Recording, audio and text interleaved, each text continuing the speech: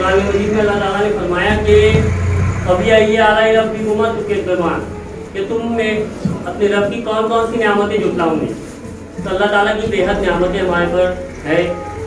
हम कौन कौन सी नियामतें जुटा सकते हैं?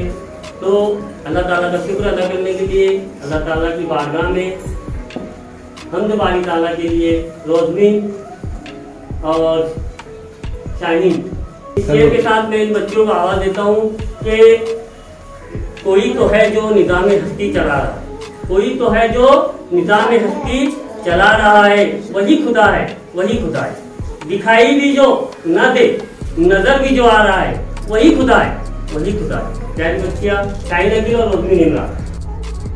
जहाँ घर के पालने वाले, जान मिट्टी में डालने वाले, ये ज़मीन आसमान तेरे हैं, यानी दोनों जहान तेरे।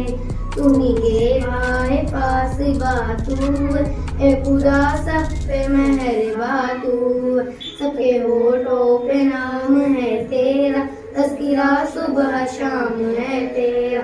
पूरे सहरा में तू खिलाता है, मारता है तू ही जिलाता है। ये हवा तेरे दम से चलती है, हुक्म से तेरे रुत बदलती है। खालिके बहरो बर है तू यार, मालिके खुश बतर है तू यार।